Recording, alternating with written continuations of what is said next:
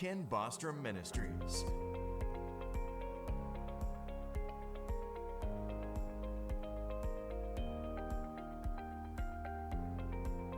Beginning January 2018, Bostrom Ministries engaged in a whole new assignment by entering the airwaves of the world. Don't miss Ken and Mary Bostrom Ministries live.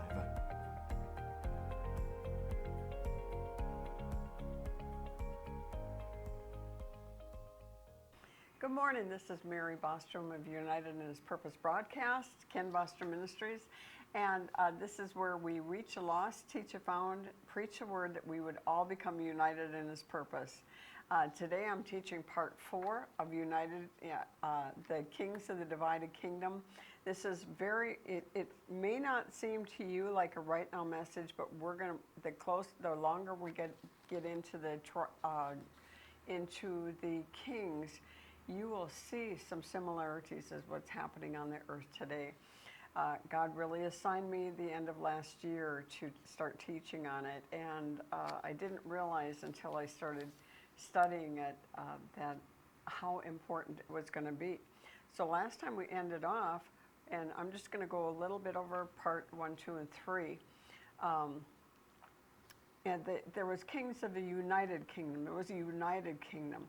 Each one of them served 40 years, Saul, David, and Solomon. And they were united. It was all one nation, 12 tribes in one nation. And then when Solomon died, his son Rehoboam was coronated. He chose Shechem.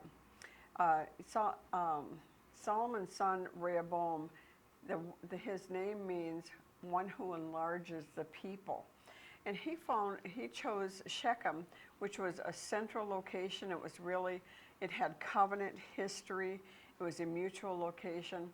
And this was probably the best thing he could have done. This was a very wise choice on this young king's part.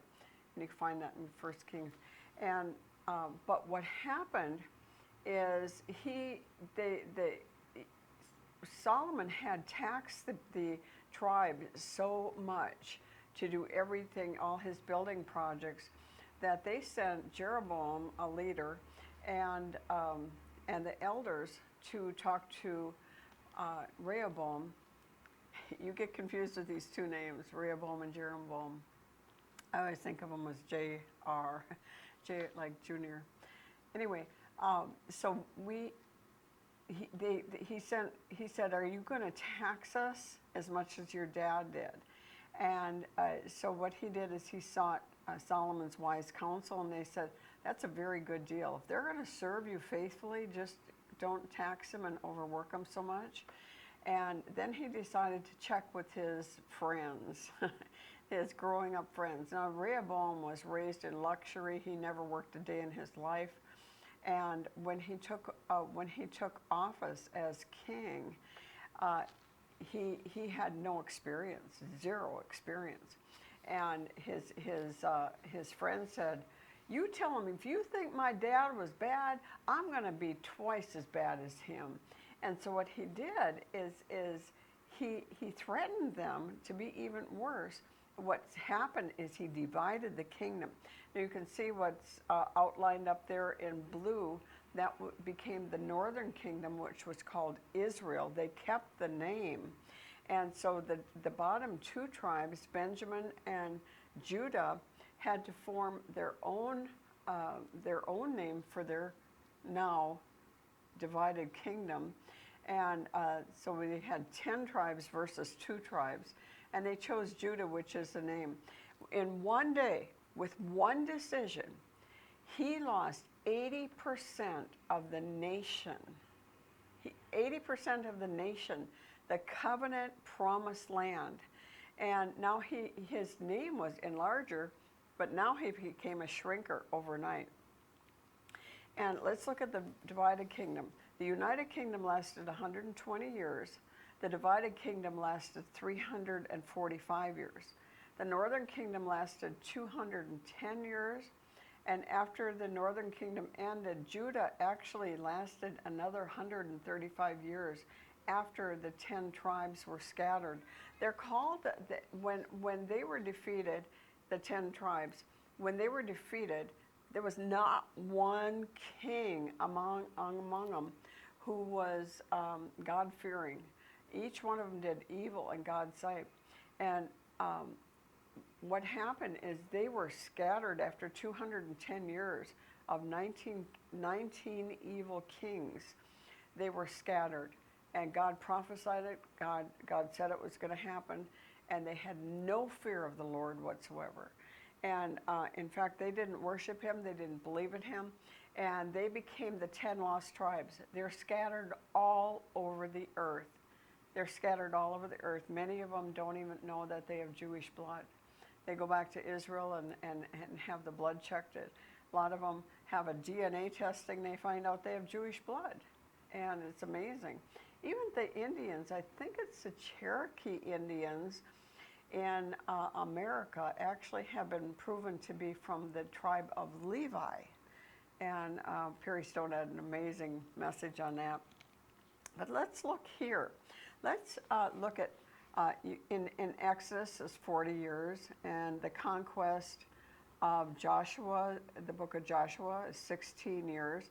The book of Judges is 340 years. The United Kingdom with Saul, David, and Solomon was 120 years. And then the divided kingdom was 345 years. So let's use the Judges in comparison to the divided kingdom. Why? And look at the chapters.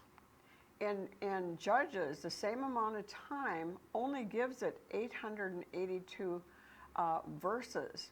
It gives it 33 chapters. But when we come to the divided kingdom, it gives it 205 chapters versus 33 chapters. That's amazing. And so what is the difference? So what is the difference? Let me get my notes here. You know, when Israel became a nation, it recognized that at the first Pentecost, his ways, God had his ways of doing and being right. 860 years later, in 586 BC, God sent his people into captivity because they refused to follow his laws.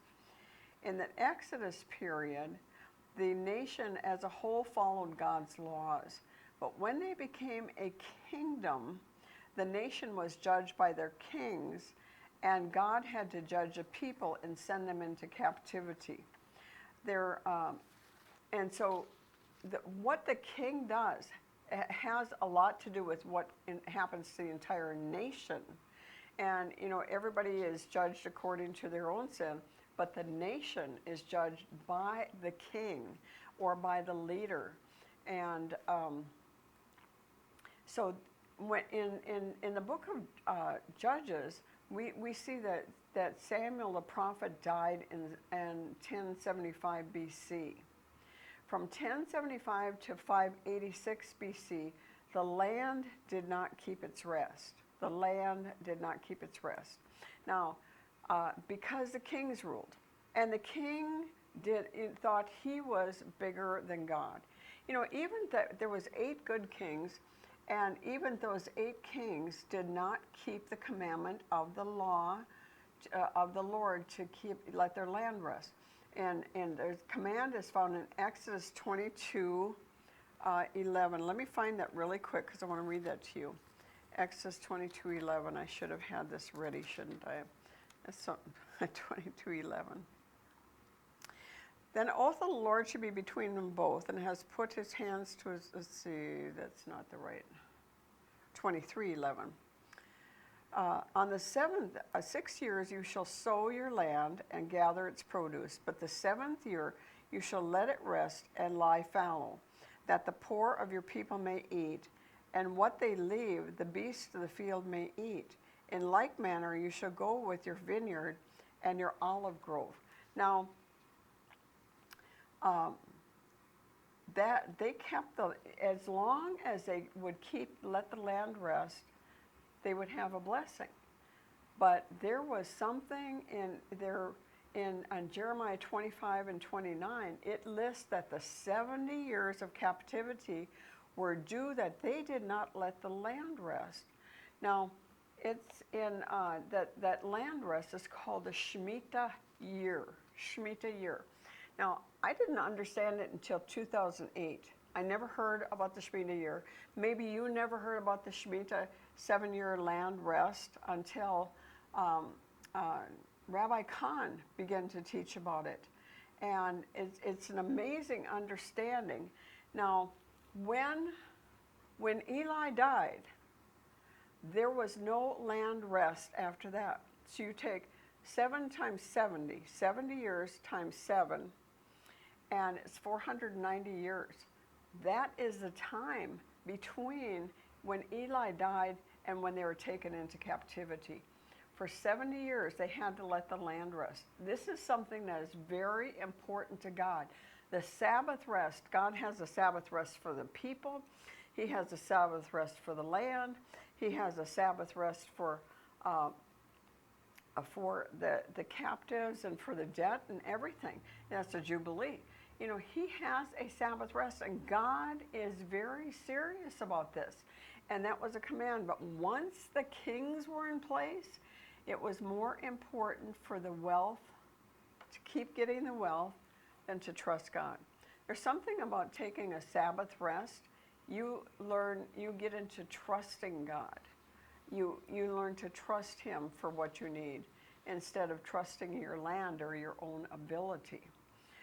Just even try to take a Sabbath rest, because all of a sudden you'll think of everything you have to do, and you have to trust that God will help you do it when the Sabbath is over.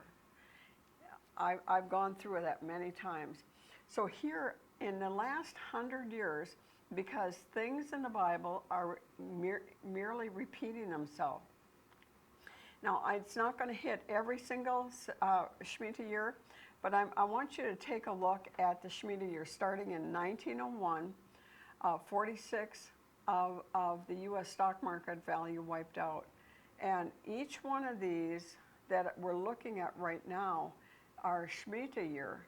And you can't see it with my head there in a way. But let's look at 1944 and 1945. That was the Shemitah year on God's calendar. End of the Jewish German Reich and Britain's hold on territory establishes America the world's superpower. It's like the transfer of wealth. And here's different recessions, but I want you to look specifically at 2008. At the end of the Shemitah year, which is Elul 31, it is the last day in the Hebrew year, and then Tishri 1, the new year begins. And so the end of the Shemitah year is called the Day of the Lord's Release. If you'd like to know more about the Day of the Lord's Release, you can go to mbostrom2.com, which is my blog post, mbostrom2.com, or you can even do a search, put in mbostrom2, and then put Day of the Lord's Release, and it'll bring you exactly to that blog that I wrote on that, and it'll teach you. Now, I did not realize until the end, when this happened, when the Day of the Lord's Release was happening in the United States, Israel was welcoming in the new year with Rosh Hashanah. And the stock market, 50% of the U.S. stock market was wiped out. A global recession. So for those that are listening, watching across the world, because this does go all over the world, this your country or your finances may have been affected by this Shemitah year. And this is really we're starting to see things happen here. But what's important to look at this year, because the leadership is so anti-God, there's a cancel culture going on right now. This cancer culture started with Ahab, and I hopefully will get to it in these next 3 programs that I'm filming today. With the cancel culture, what they're trying to do is they're trying to cancel God out of America. And how they do that is with social media, with Twitter, Instagram, all of these. They are canceling anything to do with the Lord and with the truth. And so this is what's happening. They're not canceling evil. They're calling evil good. And they're not calling good, they're calling good evil. And so what they're trying to do is cancel the good. They're canceling culture. That started in the days of Ahab, King Ahab and Queen Jezebel. And that's really where it likens into America. But before we get into that, what I was going to here is on the very bottom, you'll see here, if I move my head, on September 7th of this year begins a Shemitah year. So the day of the Lord's release will actually be September 25th, 2022. And hallelujah. Oofta. We'll see what happens. So Judah, we're looking at the first 72 years of the kings. This is where I'm going today. So you see the first two kings, Judah, the Rehoboam, he served 17 years. Jeroboam served 22 years. And then you have Abijam and Asa. And then you see another 6 kings. Now when we get to King Asa, he actually outlived 6 of these 7 kings. He actually was in power during the reign of all 7 of them.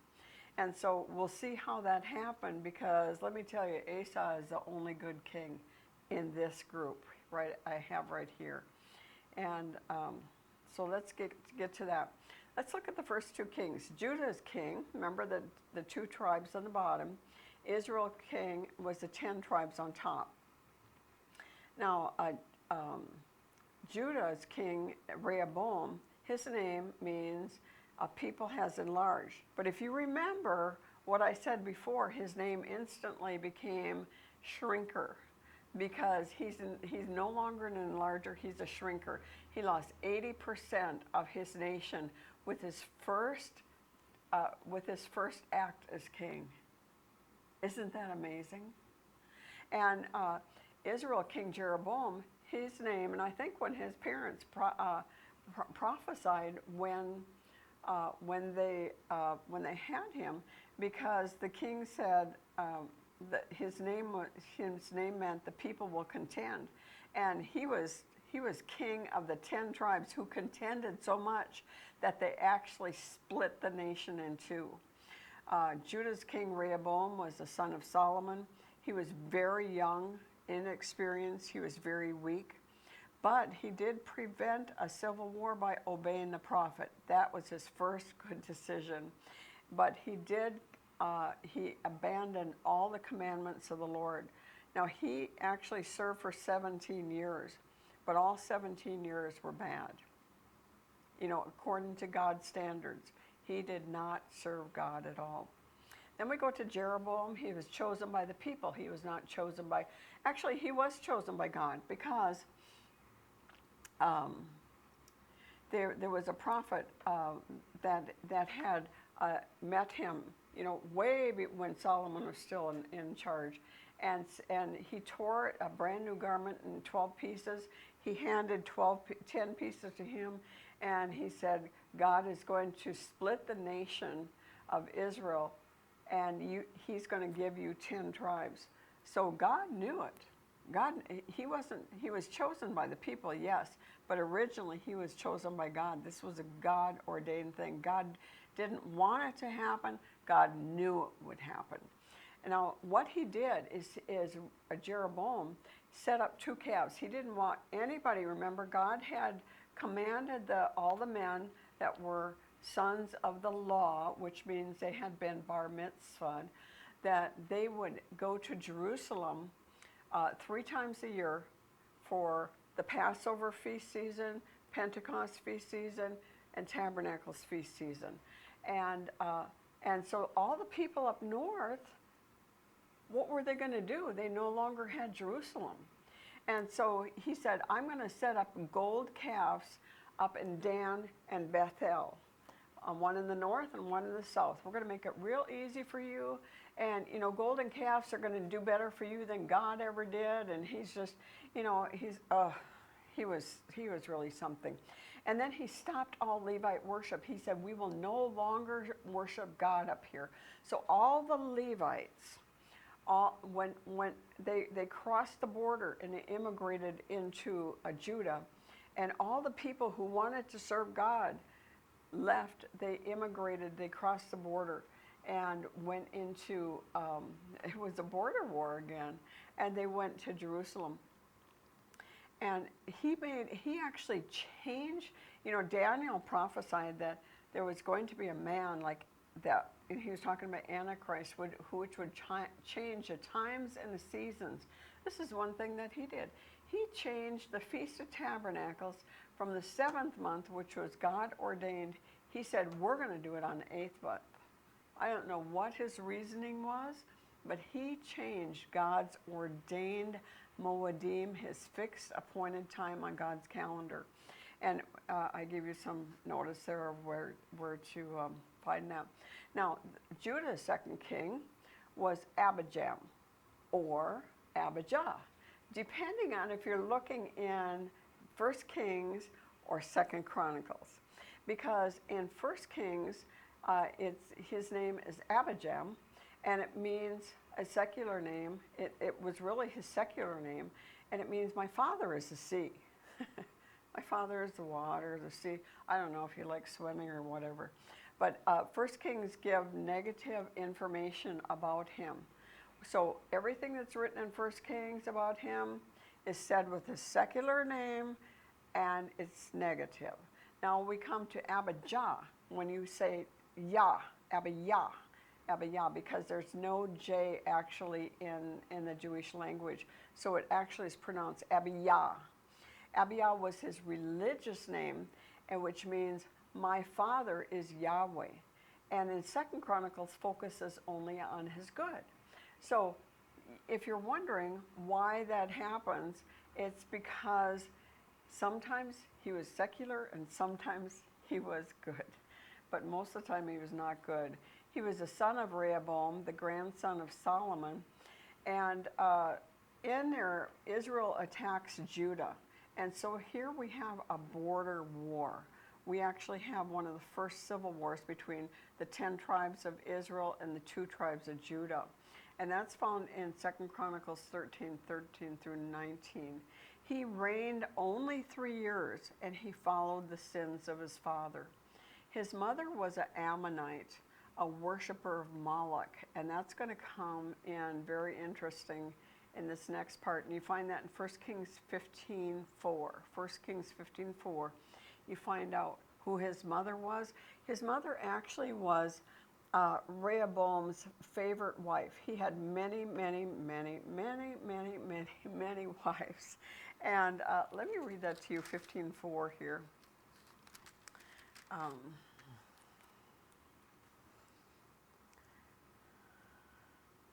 Oh, this is interesting. Nevertheless, and we're talking here about Abijam.